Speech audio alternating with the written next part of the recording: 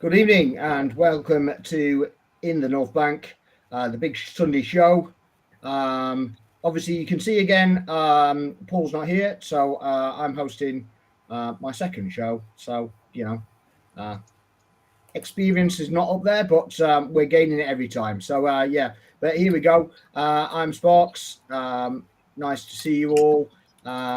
Behind all the images, everything that's going on in the background will be Ian. Welcome, Ian. How are you doing? Doing good, my man. Thank you very much for having me again, and looking forward to tonight's show. It's going to be a belter. It is indeed. Des, how are you doing? Welcome in. Nice to see you. Nice to be on again, and let's crack on. Thank you very much. Bez, nice to see you. How are you doing, my friend? Good, man. Very happy at the moment. Very good. Oh, why is that? Arsenal stuff. We'll get into that. We'll get into that. Evening, Mark. How are you doing, my friend? Very well, Sparksy. Very well. Yourselves? Nice. I'm okay. I'm okay. Yes, just about get my voice back from the game, which I was at. So it was an interesting weekend, as we're going to show you. So First of all, we're going to talk about the result of the Brighton game. And there is Leo with Odegaard on his back, 3-0. Everybody basically said that it's going to be a banana skin. It's going to be difficult. It's going to be crazy, and it turned out it really wasn't the case. Can we have the lineup actually? I just have the lineup up there and get everybody's take on the lineup before we actually delve into the match itself. Yeah, give me 1 second. I just closed the lineup tab, which was quite clever of me. Yeah, well, all good. I'll probably Amateur on my round anyway. There we go. Yeah. What do we make of the lineup, Des? I was happy with it. I'm pleased with any lineup we put on the pitch at the moment because we don't seem to be doing anything wrong. So, to me, you can't criticise it. If I'm going to be absolutely honest with you, though, Zinchenko was my only really. I think for me, Kivior would have been a better person to have in the lineup, to be honest. Okay, interesting. Bez, what do you think? Again, I'm quite happy that he rotated, which is nice to see. So I guess bear in mind the game on Tuesday. So I think it's good that he's rotating around, utilising the same team on most cases. So at least I'm happy they kept Kivior in terms of they gave me a little break because he needed it. I'm happy nevertheless myself. You think it was just a break for the Bayern game on Tuesday? Totally, for me, totally. It was a good call by Arteta. I think potentially that was the case as well. Mark, what did you think of the lineup? Was anything stand out to you? It's similar to that. I was a bit surprised to see Zinchenko in there, but again, look, we've plenty of games coming up, hectic schedule. We've 3 left backs really, if you include Tommy Asu. So, it's again, that was the only one that made me kind of do a little bit of a double take. But again, as Des said, Arteta seems to know what he's doing at the moment. We're getting results. So, who am I to question him? Yeah. Ian, what did you think? Yeah, same as the lads. It's a little bit surprised with Zinchenko, but Arteta's a big, huge fan of his. So, on one hand, it's not really a big surprise. It's great to see. I think Havertz has played up top for us now for like 7 or 8 games in a row. He's our new striker.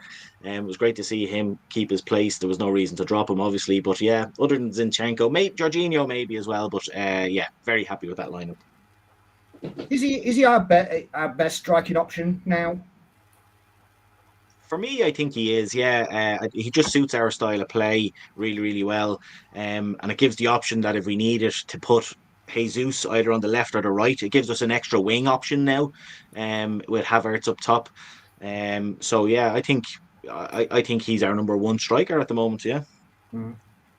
Mark, do you think the priority is actually getting another striker? I know we said we weren't going to go off tangent, but I just got that come to my head as we're going. But do you think we actually still need a striker, or have we filled that role and then we've got utilities for the Look, I venture? think every team would love to have that 20 to 25 goal a season man. If he's out there, I think we'll go for him. Again, I'm not sure there's that many out there that are going to get you the 20 to 25, 30 goals a seasons. There's very, very few of them around. You're kind of looking, if you look around Europe, there's not a whole pile of players, bar your Haalands, Salah's been injured a lot, but who get those really, really high numbers. So Arteta's been clever in terms of we need to spread the goals around. We don't have that 25 plus goal striker, but nobody really does at the moment. Nobody does. So, and any team that does is going to want mega money to for us to take them off their hands. So it's something I think we all would like and would all want, but there's not a whole lot of them out there. So whoever you go for, you're going to pay silly money for. Des, do you think we've reduced the priority for a said number 9 if we can utilise Havertz there? Do you think that there's other places that need reinforcing in the summer before that happens? Well, I'll give Kai some credit. He's got stronger as the season's gone on. He's earned the place. He puts in the shift. As I said before, I've been asked before, for me, Saka needs a backup. I think that is priority. We do need a striker, but I think Saka's backup is more priority than that, to be honest with you. Is Jesus not that though? If he's not utilised as a second striker, can he not be a backup for Saka?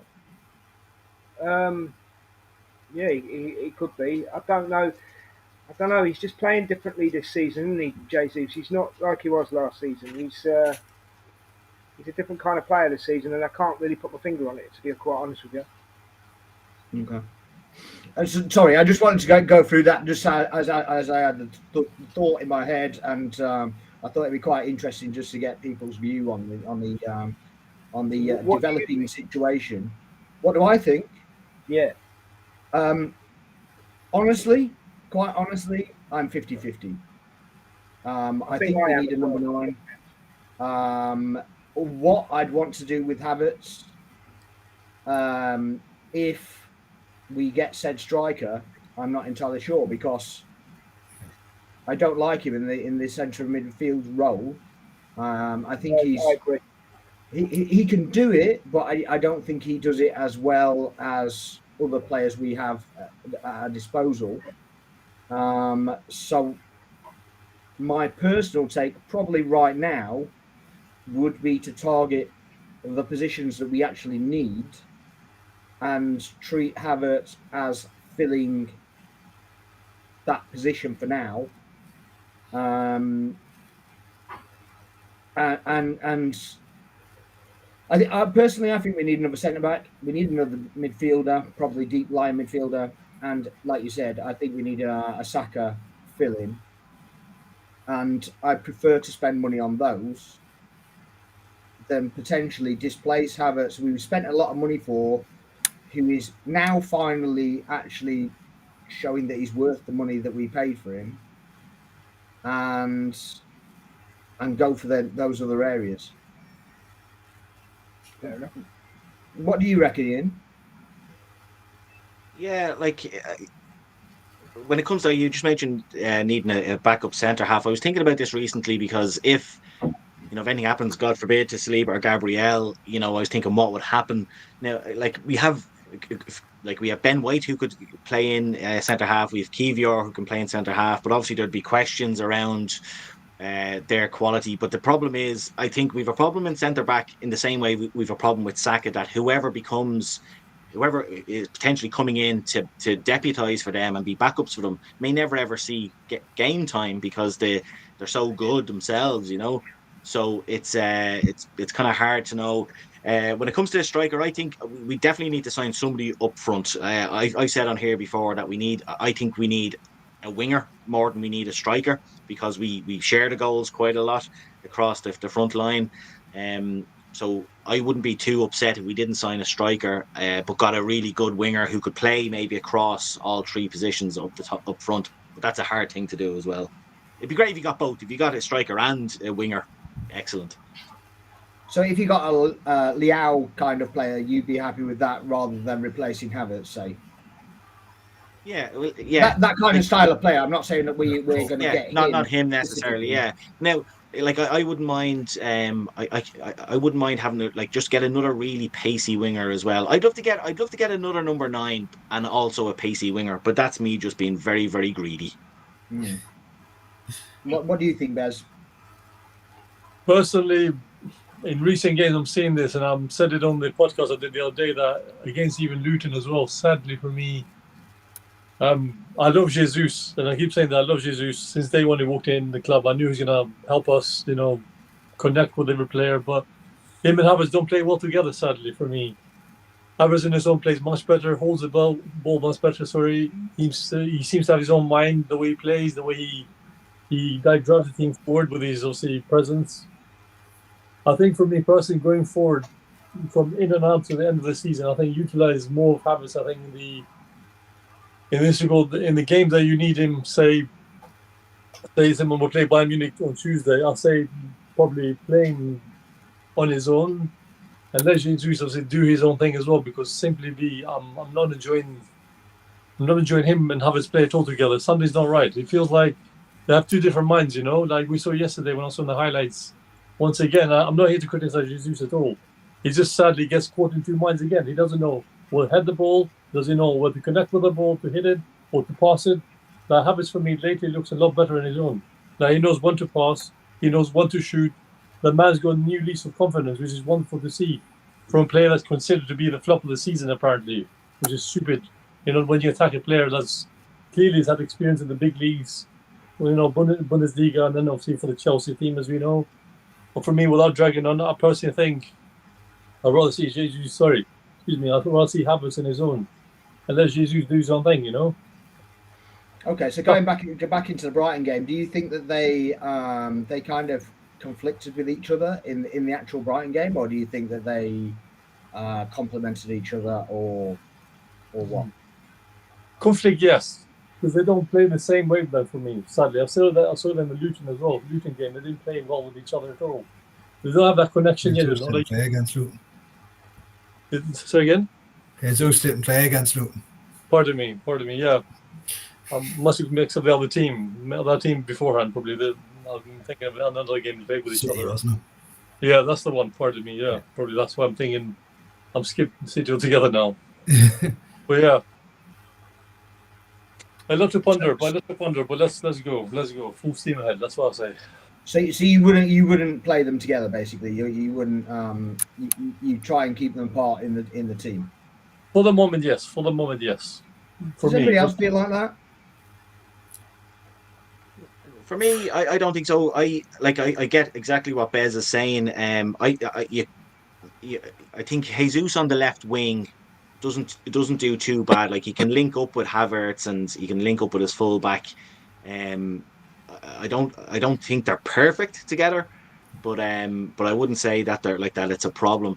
For me, and I tweeted at the time, what worried me from very early was, even though I said he can link up with his fullback, when I saw Jesus and Zinchenko on the same side, I thought, just from a defensive perspective, I thought, oh God, like, this isn't perfect, because as much as Jesus is a runner, he's not defensively minded, and Zinchenko, as we know, his preference is to go forward.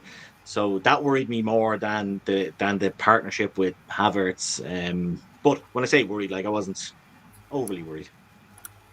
And how do you think it actually worked in the Brighton game? With Zinchenko and Jesus? It started poorly, but they got themselves together. We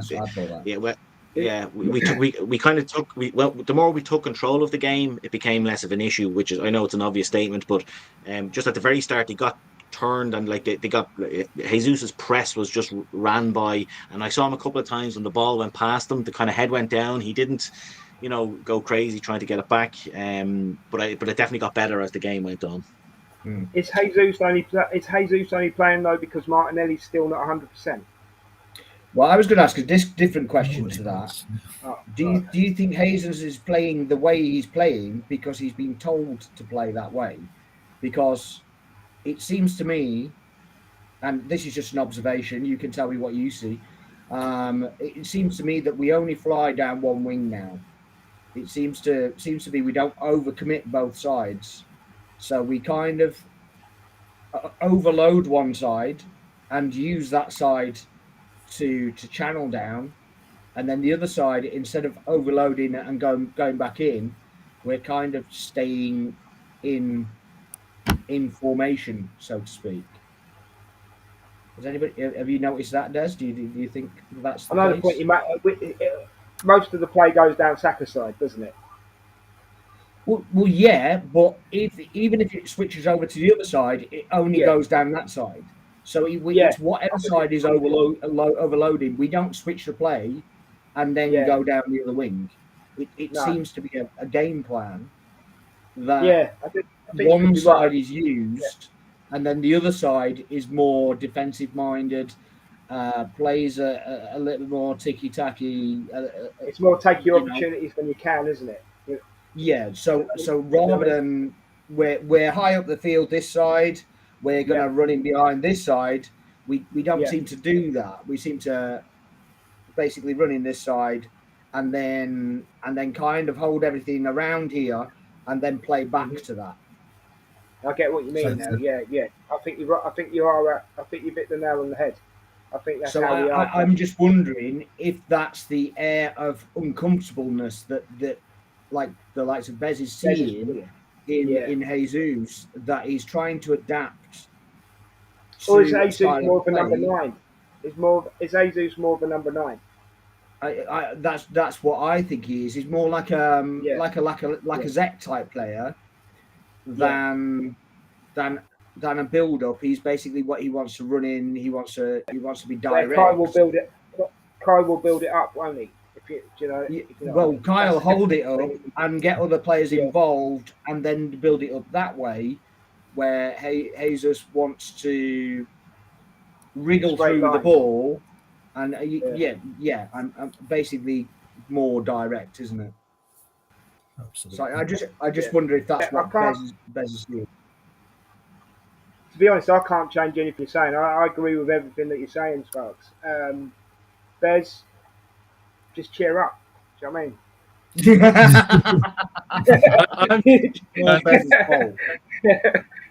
mean? I'm not digging anybody out. I'm just saying what I see. I'm not either.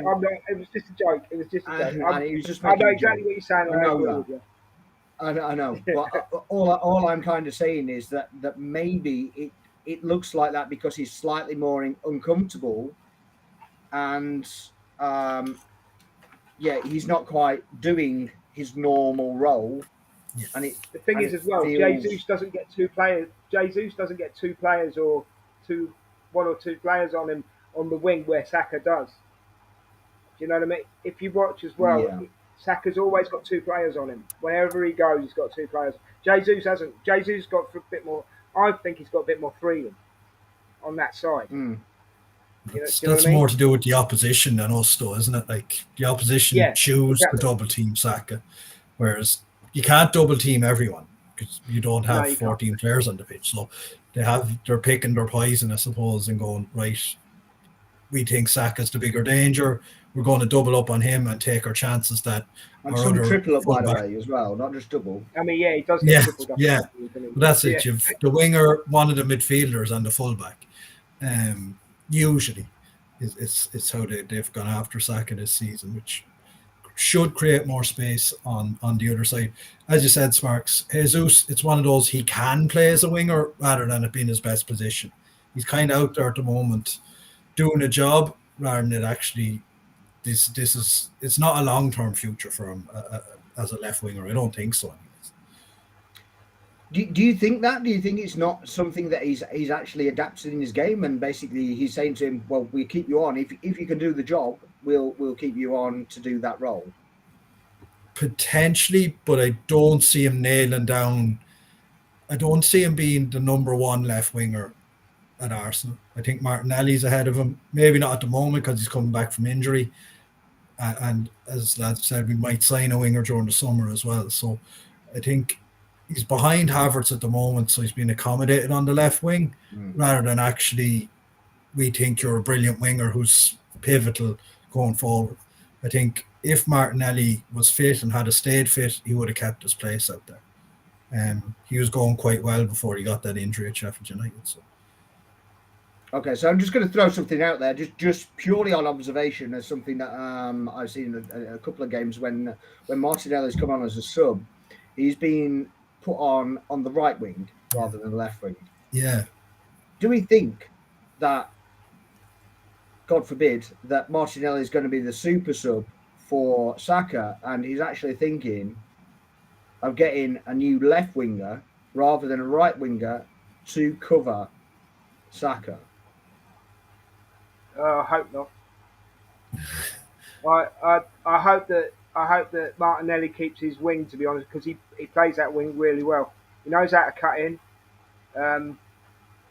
For me, Martinelli on the left and Trossard as the super sub for me. Okay. Do you feel the same, Mark? Yeah, I kind of agree. And thought it was interesting actually yesterday, just as we speak about wingers, Reece Nelson didn't even make the squad yesterday. So having started on, what night did we play, Luton? Wednesday? He didn't even get in the 18 yesterday, or however many we're now picking our squad at the moment. So he's obviously had a fall from grace from starting to not even. I think he got kicked. I think he was. Okay. I think he was carrying a knock. So otherwise, I fully expect him to be in the squad. To be honest, Ian, what do you think about that? Do you think that's just something that's a temporary thing, just to facilitate him to get some time in his legs, or do you think that's a long-term thing? For who? Sorry.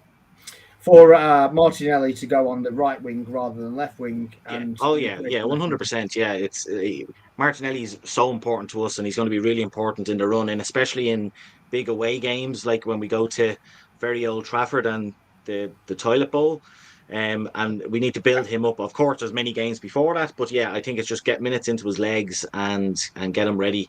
I think I would expect, if you're to pick, if everybody's fit and you pick our first 11, I think it's Martinelli on the left, Saka on the right, Havertz up top, and Jesus is on the bench. I think it's very straightforward. And if we're going to make subs, you would think that Jesus comes on for Havertz, Leo comes on for Martinelli, and Saka will just have to play on with one leg. That's the way he literally came out and said that before the game anyway, didn't he? He basically said, I'm playing with a knock, but as well ever I've got two legs, I'm going to play. You could see yesterday there was a clip yesterday during the game where Brighton were on the attack and it came to nothing, but they showed a clip from behind Raya's goal, and you could see it was a great shot down. You could see Saka running back, and you could tell that he wasn't running with freedom. Like you could tell, but a mile away that something wasn't right. He just wasn't running freely, and I just thought, I knew he wasn't fully fit, but you could see that he's really not fully fit, Yeah. Bez, do you think that's a long-term thing, or do you think that's just a leg thing? I mean, you can see again, going what Ian's saying, I totally agree. Saka's not 100%, so clearly, I think let's protect him with a cotton wool, because sadly, as we saw, he'll get kicked, and he got kicked against Brighton. It went down. I mean, it's a good thing the referee played the advantage, but at the same time, for me, I do see that it doesn't get a lot of protection. Like, I know people say, stop crying, because, you're being very biased, but at the same time, on that channel, on that side, it can be very dangerous, For me, I want to see more of, again, as you guys say, I want to see more of the left side being used a lot more as well, because sadly, there'll be games that the left side will be very effective. We saw last Sunday against City, it could easily be in a repetition game. The way we played in the home game, Martinelli came on, made the difference, scored the winner, and then it almost happened the same way again last Sunday, but unfortunately it wasn't to be. But just as I think, protect the star boy, try to utilize every width of the pitch. It can't be just one right hand side and that makes all the difference. Use every pretty much side, shoot from distance that we have now. The players, utilize the left side. And I think as well, Ray as well should start using these I think goal kicks as well to his advantage because we know that he can deliver those kind of deep goal kicks. So I think keep going in. I think, yeah, a lot to ponder, a lot to think about. But I guess the team know what is at, they know what to do. I think so. Clearly, again, it's not up to me, but a lot to speak about going forward. Okay, and Declan Rice, what do you make of his performance yesterday? Myself, yeah, sorry.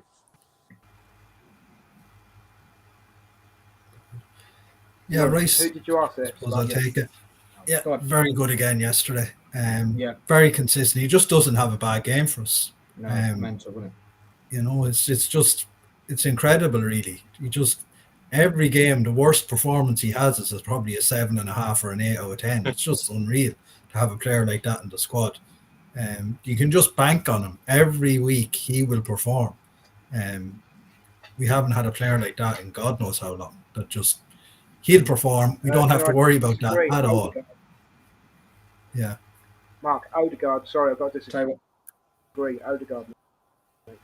Yeah, I know, absolutely. He's as good as Rice. He's as good as Rice. I'm sorry, he is, and he's been here longer. Really? But you're right. He does get a 7 or 8 a game. He does get a 7 or 8 a game. I think Rice and Odegaard suit each other. They play well together. Jorginho, what as well yesterday? What a game he had, to be honest. If he stays another year, I'll be happy with it. I don't know about you guys, but I would be happy with it. Agreed. Yeah. 100%. And Trossard coming back to score against his old club. Trossard. Yeah. So I mean, cold celebration. All the home fans gave him a bit of a boo, bit of stick, and he didn't flinch. He didn't look over to them once. He literally just came to the Arsenal fans and did that. He needed it as well, Sparks. He needed it. I think it's given him back a bit of confidence because he was lacking a bit, I think. Anybody else feel like he needed? Are you not entertained? That's that stance there, isn't it? Yeah, pretty much. Yeah. So yeah, it was a decent performance, and we got another one with Gabriel where he did a block a little bit after that, and he basically did a celebration. I mean, this is for a block, right? He hasn't scored. He hasn't. He's just done a block. It's insane, this celebration for me. One thing I like about Sparksy, he didn't celebrate on his own. There was 4 or 5 others around him. Yeah. It shows as a squad, they're all in this together. Keeping clean sheets, it's a team effort. It's not just the defenders and the goalkeeper. You can see from the picture there, it's Trossard and Jorginho, as well as Saliba and Gabriel and the goalkeeper, right? So that's what I really like. Jesse did celebrate it because it's important, keeping clean sheets and keeping that momentum of keeping clean sheets. I think it's some sort of record 5 clean sheets away from home in a row. So it obviously was something that the defenders and the whole team feel is very important. I mean, the celebration piece can get lost. Mate, team morale, brings up team morale as well, And like Mark said, Mark's right, 4 or 5 players celebrating it. All right, he blocked it with his knee. But that's passion, and you can't knock passion. Absolutely. Not at all.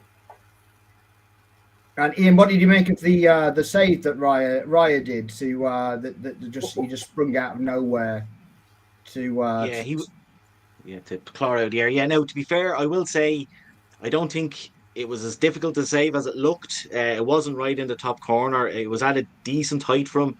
Don't get me wrong, it was a very good save, but it wasn't, Ramsdale-esque against Leicester kind of a thing, But yeah, it was an important save at an important time. Yeah, Bez, what did you make about that? It was just beautiful. I mean, again, I won't compare to the Ramsdale save Ian just said, but it was just wonderful. He actually just waited for the right moment, just closed away his fingertips, and I was like, good on you. He's doing his job as well. Doesn't get complacent. Clean sheet was needed. And Gabriel celebrating, you guys just said, was just wonderful to see that we actually play and defend as a team as well. It keeps it that we care. Now every department, every player, every squad player cares, for their own position, for every every team member, sorry, as well. So it's good to see that. You have to put a shout out for Ben White, it was his 100th game for Arsenal, against his former club as well. He takes a bit of stick. He could have won on a penalty as well. I've actually seen. I haven't watched it closely, but I've seen clips of a potential penalty that he could have got. What do you make of his performance, Mark? Another excellent performance from him. Again, he hasn't let us down in a long time. Like all the players really since Christmas, they've all been exceptional. 100 games. I suppose if someone told you after his first performance against Brentford way back when that he'd be 2.5, 3 years later playing 100 games for Arsenal, you would have probably been laughed at. So the way he's improved since then has just been incredible. Should be in the England squad, but there's obviously reasons as to why he is not. So we won't go into them here. Yeah, I think we just praise the Lord that he's not in the England squad and he can be fit for us and he doesn't need to worry about getting called up for useless friendlies. That 100 games though, Sparks, has gone quick, hasn't it? How quick has that 100 games gone? Mad, isn't it? And he could have got in trouble yesterday with that little altercation with the lad with a very long name that I can't say. He could have got in trouble with that, but he's a great player. I'm glad he's at Arsenal. Yeah, and a quick shout out for Havertz. I know we've covered Havertz anyway, but he got the man of the match. Does anybody disagree with that? No. No. Everybody were happy with that? Yep. Nice. Okay, well, I think that kind of covers the game. It was obviously quite a comfortable performance from us in the end, and kind of led to the to Carragher basically doing a social networking kind of masterclass as he's so good at doing. Have we got the tweet that he put out? Have I skipped stuff? Still a bit of scene. Don't know. Times like this when pundits should keep their mouth shut, isn't it? Have you got it in? No. Oh, there we go. There we are. Sorry guys, my connection just dropped there. My apologies. No, it's all good. So his tweet basically says, disappointing for Liverpool today because we were so dominant. But again, and I'm sick of saying it, Old Trafford is never an easy place for Liverpool. It's not an easy place for anybody. Let's be real about it. It's Old Trafford. They play at home. They've got such a following there. It's not an easy place to go. We understand that. But it's now out of the way, and the Reds are joint top with 7 to go. Lots of points to play for. Have we got the league table there, Ian? Yeah, I mean, what does that tell you there, Des? It tells us we're top and we've got a massive goal difference. So what does that make Liverpool? Second. Uh-huh. Mark, That's what are you saying? I did maths at school and I'm pretty sure that's Yeah, I'm pretty sure that's what I said. But that's what I was wondering earlier, Des. Maybe Cara struggles with arithmetic Struggles. and Carragher, can't do the goal I'm going to use difference. all my fingers. Carragher, I'm going to use all my fingers. Yeah, exactly. We're still top, mate. We're still top. No, it's just, So I don't really understand this premise that's come out. I don't know who invented it. Ian, can you understand it? No, it must be a Liverpool thing. Maybe I don't know. Maybe Carragher just a little bit biased. Like you wouldn't know it by listening to him on Sky, but I think sometimes Jamie Carragher might be a little bit biased. I don't know. Maybe. Yeah, maybe slightly. I mean, I just don't really understand. I don't understand the premise. Does anybody understand the premise of it actually being just because you're level on points that you're joint top? What? Well, I think we should ask him who won the league when City finished above Man United when on the last day of the season. The Aguero goal, was that on goal difference? Actually, now I'm doubting myself now. Fairly certain it was, because I remember Ferguson said after that we're never going to He'd never lose a let it league happen on again. goal Yeah. difference again. He went and bought Van Persie. Yeah, Never that's let right. 89 And then also, and maybe we should show Jamie Carragher the league table from 1989. I was going to say, he's never And let 89's a 89 big go. one, isn't it? He's Because never let yeah, 89 go, has he? He won't let it lie, No. will He was probably Well, supporting well, Everton yeah, back but- then, though, in fairness. Yeah, that's but true. but I do know that we didn't share the league that year. No. No. Not like the Um, Community Shield, 6 months each. Yeah. Yeah. I mean, obviously, Community Shield can be shared, can't it? Yeah. Well, that's I'm not a pretty trophy, is sure the league title is the league title and first and second. So I don't know who's giving this kind of evidence, but he should screw it up and throw it in the bin, as far as I'm concerned. it? He's He's probably getting being mischievous as well as Sparks, I'd say. He's either being mischievous or stupid. It's one or the other. Yeah, Well, I mean, Sparks. He's annoyed because he's had to send the buses back. Do you know what I mean? The open top buses. He wants a refund. That's what it is. Yeah. Yeah. Quick note on the buses. Yeah, because every team that's in the title race will have buses done, right? And so there will be photos if we don't make it that do the rounds that basically go, oh look, they even got buses done. Everybody gets buses done. Let's be real about it. Anybody that's going to win anything, if they get to a final, they will get buses done. It's just what happens. Yeah. It's like when you see a player, like in the transfer window, when you see a player driving around London and they've been seen their number plates been. You know what I mean? It's crazy. Oh, they're signing for us. We saw that they're driving around London. Yeah, crackling. Yes. So yeah, I don't really understand that premise. It doesn't really make sense to me. And before we go on, just a few quick shout outs, Sparks, just for say thanks to people who have been on and commenting. Amelia said, evening guys, I put these up earlier on. We had Arsenal Fans Forever TV, even and all. El Smuggo, Liam himself has been in, fair play Liam. We had Gian, we maybe if we get time later, we'll come back to this. Tom Chunk Harris said, do you think Gabriel is underrated due to being partnered with Big Willie Saliba? We have Russ Morgan on saying, evening chaps. Sinead saying, no more airtime for Carragher, please. And Tom Chunk again saying, 7 cup finals for the boys now. Rotation will be a key factor. Very true. Yeah, absolutely. That absolutely would be the case. But we'll come to those, back to those if we have a bit of time at the end. Let's have a quick thoughts and analysis on what you saw with the Man United Liverpool game, and see if people expected what happened, and let's break that down a little bit. Des, what do you think? What were your thoughts? Did you watch the game? Or just heard about it? Or? I must admit, I watched the second half. I missed the first half. I got to be honest. I missed the first half. Yeah, I mean, you only watched. You only missed Liverpool kind of battering down the door and not being able to break it down. In fairness, There you go. Yeah. I mean, when it was 2-1, I thought, do you know what? When it was 2-1, I thought, deep in, take a breath. Do you know what I mean? This could actually happen. They might actually do us a favour. And I was getting ready to sing "Glory, Glory, Man United" just for this afternoon. No longer than that. Do you know what I mean? No, just because they've done us a favour, and it's about time they did, because we've done them loads. Do you know I'm sorry. So, I'm sorry. No, wait. Back off. Oh. Arsenal took time. Do not ever do that. Right? Yeah. Never. But I'm just right?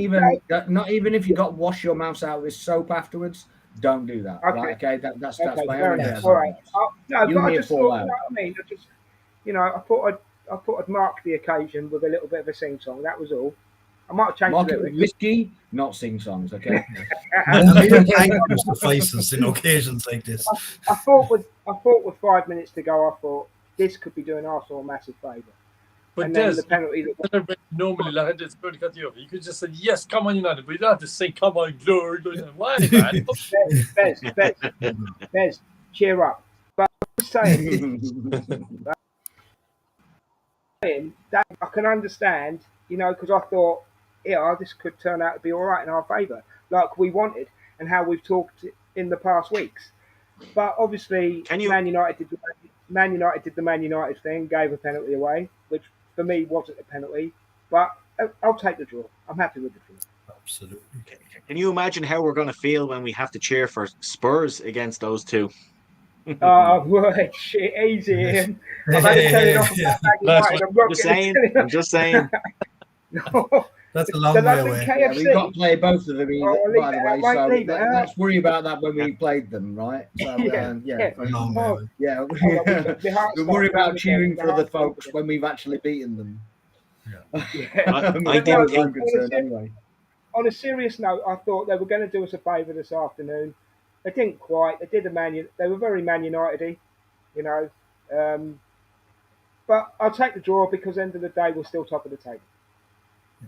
Without So being were Man United Spursies? What are you trying to say? Is that what you're trying to say? yeah, but I can't call Right, them okay, Spurs. yeah. I can't Yeah, call them Man United. that bit you can say. The other bit you can't. All right. Yeah. Okay, fair enough. Ian, what do you think? Friendly warning. So you know. Yellow I think card. if we're going to call Spurs Spursy, I think we should call the Manx Manky. Yeah. Ooh. I mean, that sounds a bit grim, but yeah. Yeah. Yeah, I'm not sure. What did you think of the game? Did you watch the game? What did you think of it? Me? Yeah. Yeah. I saw a good lump of it. I thought when the way Liverpool started, I thought, oh, here we go. It's going to be a hiding. I was praying before the game. I was praying for a similar game to the FA Cup game. It ended up that way. I would have bit the hand off you for a draw before the game. But when they went 2-1 up, I just thought, oh, please, because there's a big difference. There's a psychological difference between, level on points, but we have a better goal difference to us being an actual point ahead. I think there's a big difference. But yeah, I'm delighted with the draw. Delighted with it. Yeah, Mark.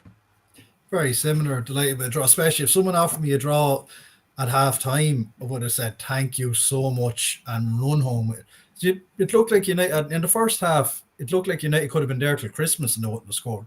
I don't think they had a shot until Fernandes actually scored, which was a gift from Kwanzaa. Ball that got intercepted, and so look, I didn't expect United to get anything. And even when it went to 2-2, I think they played 7 minutes injury time. So there's about 10 or 12 minutes left when it went to 2-2. I thought, oh God, here we go. Liverpool are going to find a way to win this game. And had they have gotten a win, the momentum they would have taken would have been very, very hard to stop. Coming back from 2-1 down with 4 or 5 minutes to go. So look, a draw keeps us on top. We just move on now and as we saw last year, dropping points at this stage of the season, it can roll on to the next game, definitely. Now, they've got Palace, so it's a handy enough home game, you would expect, next weekend, but it can lead to you dropping a series of points that you don't expect to, because psychologically it's tough to get over that. They've pissed away an advantage they got last weekend from us drawing with City straight away, really. Don't they have three away games on the bounce as well? They have They do, away games on the bounce, and they have the Europa League as well. Against Atlanta, yeah. So they play Palace next Saturday or next Sunday. Then the following week they've Fulham away on the Sunday, Everton away on the Wednesday, and West Ham away on the Saturday. So they've 3 tough away games after this Palace game next weekend. So 3 away games on the bounce. To get 9 points out of that will not be easy. In my opinion. Yeah. Bez, did you watch the game? I watched chunks of it without sounding miserable sod, okay? There's a promise. I was hoping to get some extra time, like the FA Cup game, but sadly 7 minutes was not enough. Otherwise, it's not FA Cup, this is the Premier League, But literally when it was 2-1 United, like, keep it together. I was telling that, and also team would be, keep it together. And when Liverpool just scored the pen, because I looked away from him and I was doing some lunch, I was like, and I see the penalty, I was like, come on, man. But without talking about it too much, it's not Arsenal. But sadly, I just thought, like, okay, I'll make a point. I'll be happy with it. Okay, I'll be happy with it. Honestly, I'll take the point any day of the week. I mean, could have been if United kept it together, but we're still in midweek anyway. They can't defend for crap. They can't defend for nothing. I'm sorry. It just looks like their defense is just so fragile. I just hope now we do our bit, continues where, as I said in the previous podcast, just keep this train going and just full steam ahead. Nothing else more. I don't even get the Diaz goal. I don't even get how it even happened, because the two centre-backs kind of pushed out and the full-backs just stayed where they were. It was just... They had three players on the goal line and everyone else pushing up. It's like, what the hell are you doing? You're just playing everybody on side. You're just letting it all happen. You know, at least make him have to work to be on side. Yeah. You know, you're just taking two players straight out of the game. It just didn't really make any sense to me. I think some teams defenders don't know what the offside rule is as well, and all that sort of stuff. I think That's it. When you look at work for it, he didn't work for it, did he? Yeah. That's it. When you look at the West Ham Wolves goal that got disallowed on Saturday, you're better off just pushing everyone up and trying to catch someone to just standing offside. Instead, United ran back to their own goal line. Like, for me, you're actually better off. You know, all those four players that were actually playing them on side, they were better off. All those four players running at Diaz than doing what they did. Than doing what they did. He just doesn't make any sense. No. So but we, you know, we got what we wanted anyway, didn't we? So at the end of the day, that's what it is. So that's the running then. Yeah. So that's a little bit of an older one. I couldn't find a newer one, but that's the run in. So we're down as far as so we've just played Brighton. So it's the and the Chelsea game last few moved down here somewhere. Yeah. It's not a great picture, but Spurs. So they trolled up. So there's three there that could be banana skins, aren't there? Really. So you've got Aston Villa, could be Tottenham, and Man United. There are banana skins possibilities, aren't they? Yeah. I don't. Yeah. I still count Chelsea. Like they're bad, but they haven't lost in a while.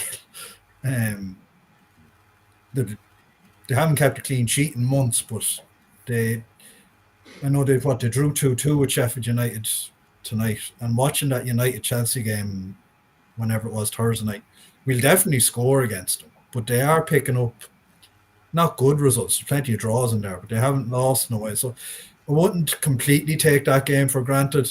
I think the other three home games should be wins, and fairly straightforward wins.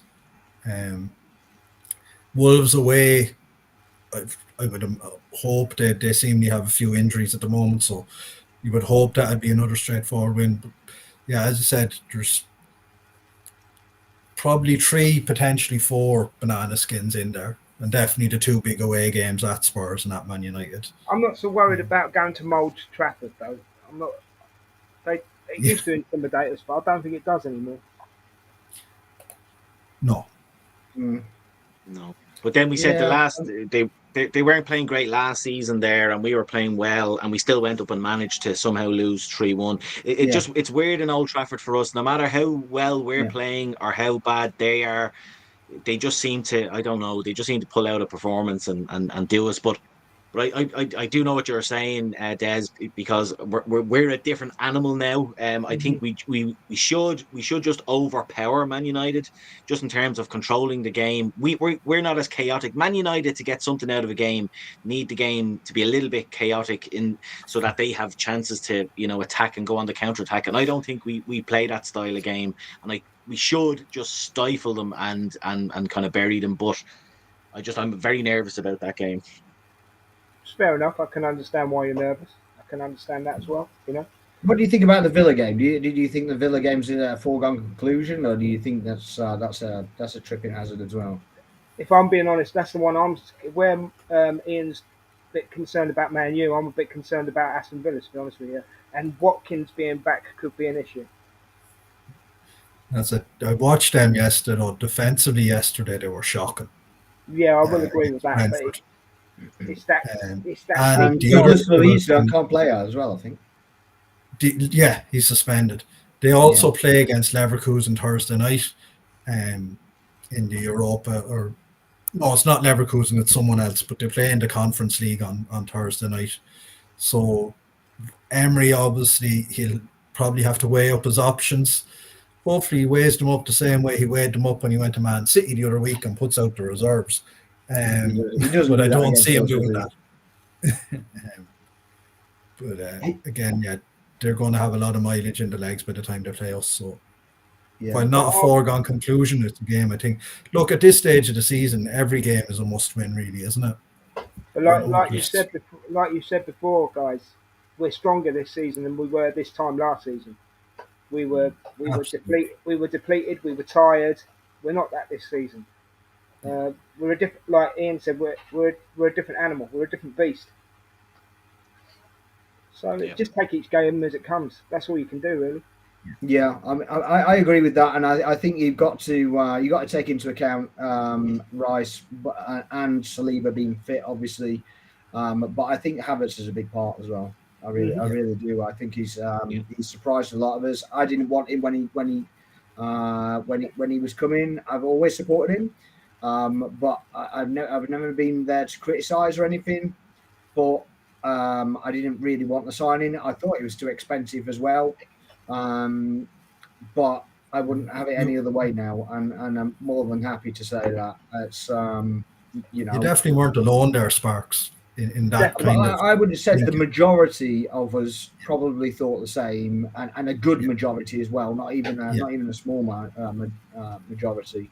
But isn't it good when we're proven wrong, lads? It's good when fans are proven wrong. It's good when they prove us wrong. Yes, absolutely, yes. And the only one that can take praise from that, well, two people can take praise from that, is Arteta and Havertz. Yeah. So at the end of the day, that's they've done us justice, haven't they?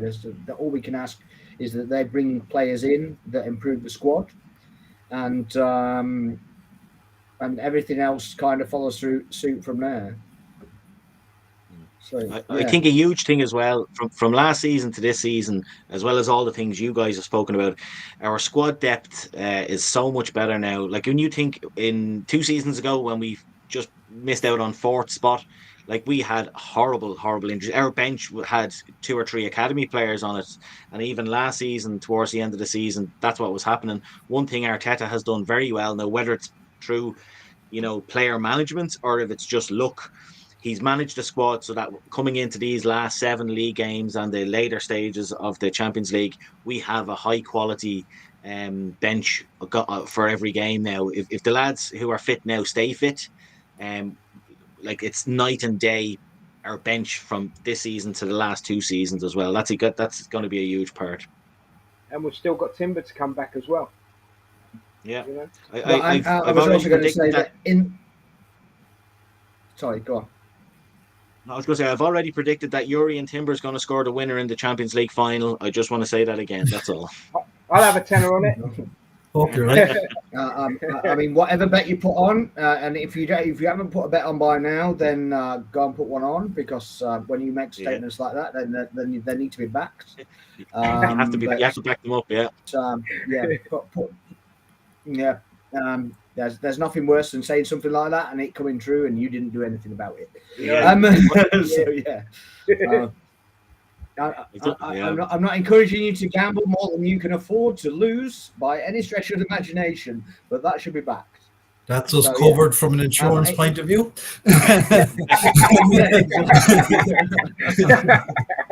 I am not a financial advisor. I am not a casino. I do not condone gambling and do it safely. That's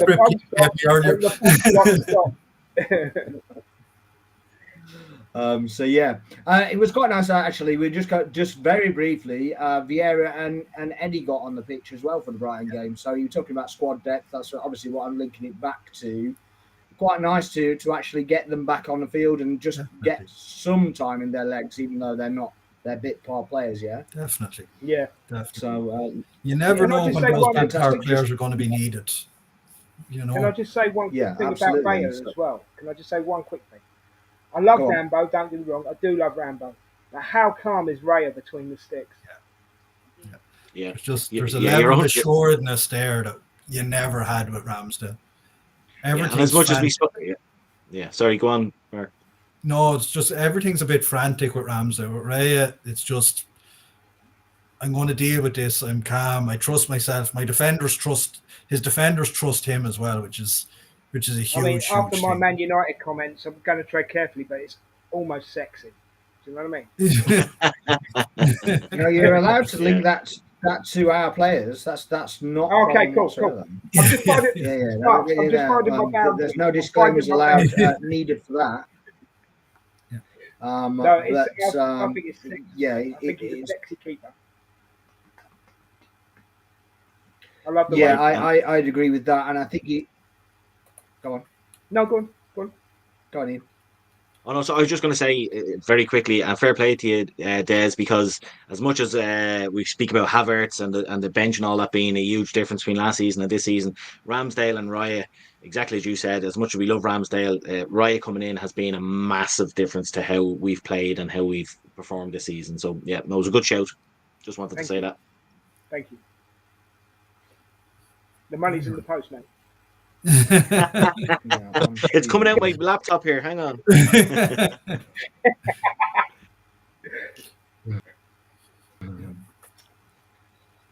It's that because obviously I was having internet issues there for some reason or another, but yeah, That's me I'm earlier. sure it's very You entertaining. missed something incredibly profound.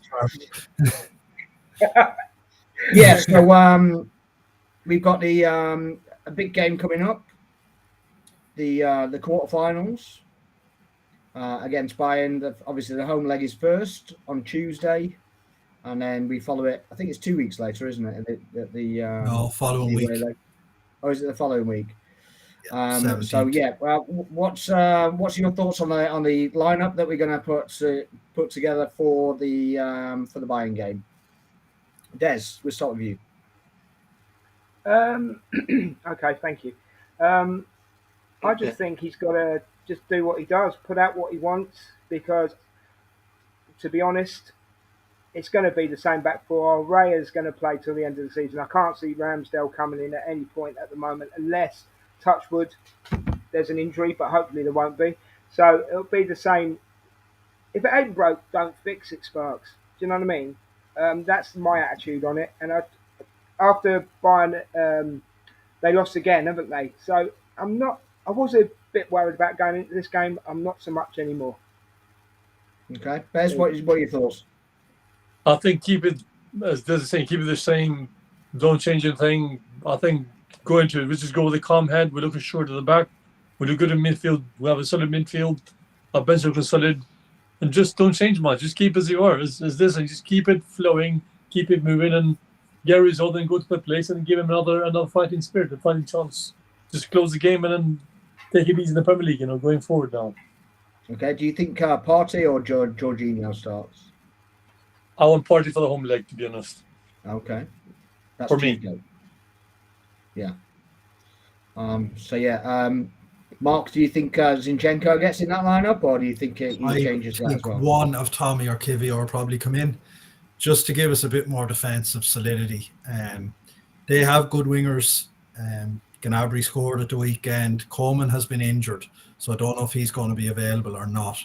But I do think just being a bit more solid defensively is probably the way to go against Bayern. Wouldn't be. I know that they're on a poor run of form. They've lost their last two in the Bundesliga, but Neuer didn't play in either of those games. He should be back for Tuesday, I believe. Will be a big addition to get back, because their backup keeper isn't that special. That's the only change. So look, that's the only change Yasu or Kivior for Zinchenko. Other than that, I don't see any changes being made to the team that started yesterday. Okay. And Ian? Yeah, I wonder. So I don't know, but we know the Premier League teams very well, like in what way they'll play. I'm not overly familiar with Bayern Munich, I'll be honest, but I do wonder if he will. Like I'm not, obviously we don't have no idea who he's going to play, but I wonder will he try and kill the tie on Tuesday without being getting too far ahead of myself. I'm wondering, would he play the likes of Zinchenko and Jorginho and like try and put us on the front foot and have the tie killed, and then away play Kivior and Tomiyasu and so on. But like maybe Arteta will have a lot more sense than I would, and kind of keep it tight in the home leg as well. But yeah, it's gotten to the stage though with me that whatever the lineup is, I'm so confident and comfortable with what Arteta decides. I'm not saying that I'm confident that we're going to win, but all the time. But I'm just so confident that Arteta has picked the right team for that particular play or for that particular game, and I don't get overly stressed anymore about the starting lineups. No, completely. Yeah, I kind of concur with that, and gone are the days where we can actually properly predict what the starting lineup's going to be. We used to be able to do that on a regular basis, and just literally we'd know the squad before it was out, and the only thing that would change was that would be the odd injury, wouldn't it? But yeah, there's no doubt that Ray has sealed his spot. There's no chance that Ramsdale gets in there now. Probably Kivior gets in, and there's probably going to be maybe a switch up with Jorginho and Partey, but that's the only things that are in question for me, to be fair. Can I just say in Partey's defence, because I've slated him for the last couple of weeks, and I know I've upset a few people, but against Luton, I thought he played really, really well. He's getting back to match fitness and everything else. So, fair play to the Yeah, I mean that's kind of my only take is he did well against Luton, but he was only against Luton, so he might get in. Jorginho's experience in the Champions League might just seal the deal for him and just put him ahead. But again, I'm comfortable with either. He just doesn't, it doesn't really make any difference to me. It's it's the performance and the result that matters, really. So what do we think results wise? Bez, we'll start with you. What do you think? What do you think the score will be in the first leg on Tuesday? I mean, defensive we're much stronger than midfield. We look stronger. Attacking, we are pretty much capable to give them a fight. So say a strong 3-1 from us would be nice. What? Sorry. Sorry, 3-1. 3-1. 3-1. Okay. Yeah. Okay. And Mark, what do you think? Yeah, I was going to say 3-1 as well. Actually, don't ask me why, but that's just what I'm feeling at the moment. Is a 3-1 win. So let's hope. Okay. Yeah. Des, what we're thinking? This is going to sound boring, but if you'd have come to me first, I would have said 3-1. Okay. Well, I mean, if a lot of people are thinking it, then manifest it. Yeah, exactly. There we go. Exactly. What are you thinking, Ian? Yeah, well, I on the Thursday show, I was asked the same question, and I said 3-1. So I have to stick with that. I said that when we concede goals, it tends to be at the Emirates. So that's why I've given them. And Harry Kane has to get his customary penalty against us. So that's why I went 3-1. Yeah. Can you get out of my head, please, all of you? I mean, Sparks, please say something different. I wasn't going to go 3-1, and I was going to go with the clean sheet. So I'm going to go with a 2-0, and I think that if we get 2-0, I think essentially we go there, we go to Bayern and essentially play the same game that we played against City. Yeah. So that's my kind of thinking for 2-0. But I'll take any positive result, to be honest with you. Yeah. Even especially after what you've seen us do to City, we can do that to anyone. No, absolutely. If you can do that to City, you can do it to anyone. Yeah, exactly. And the form that City were showing at the time, it's not as if they were on really a downward a trajectory or anything. We did that to them, at the height, really. Yeah. All right, they're not destroying teams, but they're still winning. Yeah. So I think if we take a positive result over there, we can certainly defend our way out of it. And to all the neutrals that may or may not be watching, and care, think whether we care about entertaining you or doing whatever. We don't. We care No, about the get result. stuffed. We care about our team getting through the tie, and we're not interested in your entertainment. We pay for the tickets. We pay for the thing to turn up to the games. The results are our problem. If you want entertainment, I don't know. Maybe try Nickelodeon. I don't know. Yeah. Go watch EastEnders. Yeah, Yeah. Cartoon that's Network. really not my concern. We got a couple of questions there that we go back to. Mark, what do you think of this? Do you think that Gabrielle is underrated? Being partners with 100%. Saliba? 100%. Not necessarily because he's beside Saliba. I just think he's underrated in general. I think it's one of those, for the famous thing about first impressions. People probably looked at him his first season or two and kind of wrote him off a bit, but as a bit rash or whatever. But he has been, the last 2 seasons, he's been incredible for us. He's so strong, so powerful, really good on the ball as well, and a real threat from set pieces. He has been incredible for the last couple of seasons, really. Now, I've seen a couple of tweets as well that basically said that Saliba can make anybody look good. So obviously that's underrating Gabrielle as well. What would you say to that? Yeah, not true. Not true. Look, Gabriel on his own is a brilliant defender. Look at what he did against Haaland when he was asked to go up against him one-on-one a lot of times. Only last Sunday week. He was incredible. It's like, and this, I don't want to be seen to compare them because of what, it's like Ferdinand and Vidic way back when. They have similar attributes, with Saliba being the Ferdinand and Gabriel being the Vidic. Now, I know Ferdinand and Vidic achieved incredible things in the game, so I'm not comparing their achievements, just merely their attributes are very, very similar. Yeah, I get what you're saying. You Des, could run what would you say to Gabrielle. that? You could. Oh, Ben, sorry. I apologize. No, you. I said you.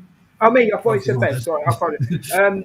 You could run him over, right? You could run Gabrielle over, right? He'd still give you 90 minutes. I'd ask you not to. No, I know. But That's not an instruction. No. The man is a tank. The man is Marcus said it all. There's no more I can add to it, but the man is a tank, right? He is just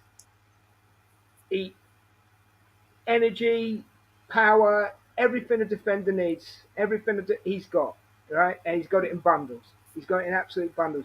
And to be honest, Marcus said it all. So well done, Mark. But I mean, we, like he said, we do have to remember it's a partnership. They are good together, but they are good separate as well. I will totally agree with what Mark said.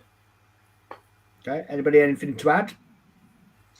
Yeah, just to completely echo what the lads were saying. One of my favourite things about Gabriel, apart from just being an absolute beast, is his high-pitched squeals that you hear out of him on the pitch. They're just absolutely hilarious. I thought it was only just me that heard that. When we're playing away, you can hear him at the Emirates. It's hilarious.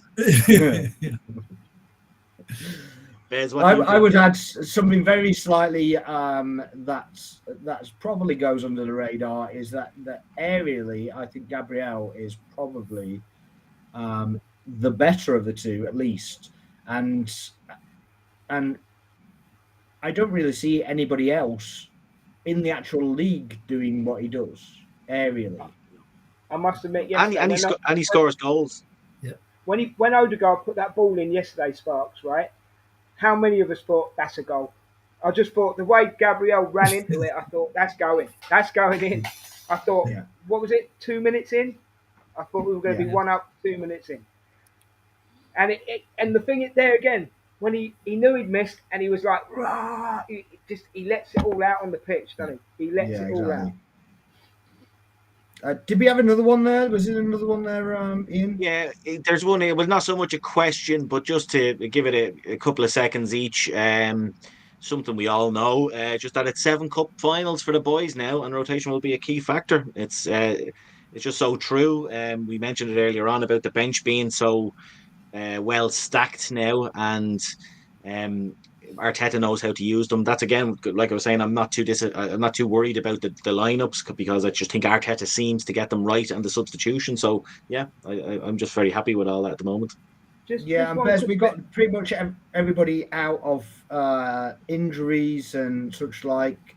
Timber potentially coming back, though I'm still unsure whether he'll actually play competition football. What's your take on that? Do you think that we've actually managed players better than we have done and added to the squad at the same time, or what do you think? I think it's best, as Tom is saying, rotation is very key at this time of the season, just to make sure we play the right players to say, Champions League, who we want to play. We know play against Villa. Rotate as much as you can. Obviously, I don't know what he's doing against, we mentioned before. Just keep it that way, without dwelling too much. Just keep as you are. Keep the team, fresh, because again, as we guys said, so you see that Vieira coming back. Vieira can play even 15 minutes against Bayern Munich. You give him new lease of life. He might play in the away one, and who knows, he might just make a huge difference that one. And then who knows, down the end, business, and we might get other players coming in. Each player will make a huge difference on way. Every player seems to make a little difference, which is very fresh to see. I'm happy to see that our bench is like recharged. Everyone's got their own, ability now. No one needs any more little crack up the backside. Everyone seems to have that mental state now. They play for the club. They just love playing for this team. You can see everyone does. And for me, I'll say that I don't get a chance for that question. The way now Gabriel snares and squeals, you guys said, I just love that. I just love him so much. I love Saliba, but Gabriel was a different beast, completely different player. One just odd thing that I just thought of. Des, do you think that actually going out of the 2 cup competitions early, do you think that's helped the actual title running and where we've got to in Champions League, or do you think it's not made a difference at all? Well, I can only give you one answer, possibly. Okay. It's one of those, I suppose, Sparks. It's a good question. The only team, I suppose, you can compare to is Man City, who are still in the FA Cup. They are going to be playing every single if they get over Real Madrid, which I don't think it's a certainty, by the way. They're going to be playing every single midweek between now and the end of the season. Because that Spurs game is going to be fixed for the last week of the season, because there's no other gap in the calendar to play it. So it probably has had some small benefits in terms of not having to factor in extra fixtures that you would have had to factor in if you had reached the latter stages as City have done. Now, look, don't get me wrong, it'd be great to have a cup run and be looking forward to a day at Wembley, but I think, it probably has had some small impact. You won't know until the end of the season, but not having the backlog of fixtures doesn't hurt. I'll put it that way. I mean, I would argue we'll go on. That's what I meant to say, but that's what Mark said is what I meant to say, but I said possibly because I was trying to keep my answer short. I mean, you just made it longer. I don't know how you managed that. By making it shorter, you actually made it longer. I don't know how that works. It's a skill. Yeah, I don't think we'll ever know, will we, Ian? No. It's like the League Cup, with all due respect, look, whatever. Nobody cares about do whatever it wants. Yeah, the FA Cup, I love the FA Cups. I always like to stay in them. But as Mark says, it does no harm to have less fixtures at this time of the year. But what I will say to you, Mark, is that we still might get our day out at Wembley. You never know. Of course. Never know. Of course. The question you have to ask, though, lads, is FA Cup or League? Which would you rather have? Yeah, it's only one answer. Yeah, that's an easy question. Possibly. Yeah. There's only one answer, and the answer is both. Both. Yeah. No, David Ray said he's also I'm Champions League. learning so much tonight. I'm learning so much. That's the only answer. There is no one or the other. It's both. That's the answer. It's both, exactly, both. Nothing else. I'm taking it from the situation we're in, Sparks. I agree with you, but I'm taking it. From Yeah, the situation we're in is we're in both competitions, and we have potential to win both competitions. So the answer is we don't prioritise either. We both. No, Full I'd rather steam have ahead both. for Yes, both of them. Of course, I get it. And see where you end up. Yeah, I think we just go. It's go big or go home, innit? And we got to that stage now where we just have to treat every competition as the priority. I'm sure Arteta is thinking that anyway because of the rotation he's doing. So, yeah, that's the answer for me.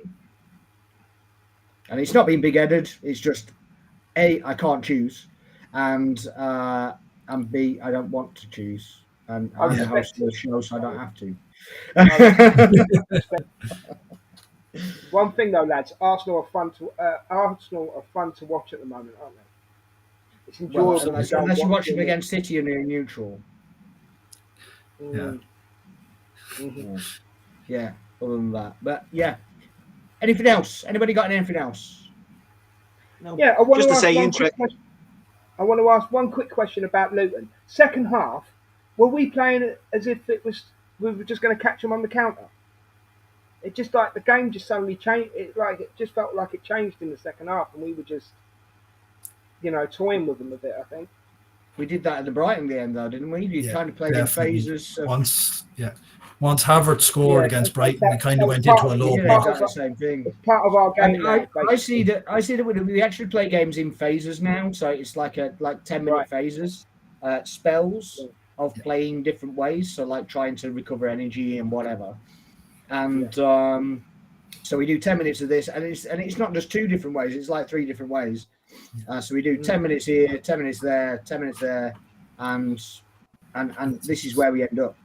That's it. Going back to what we were talking about earlier, our in-game awareness. Without going into everything and spending another hour on the thing. I wasn't trying to do that. That's about as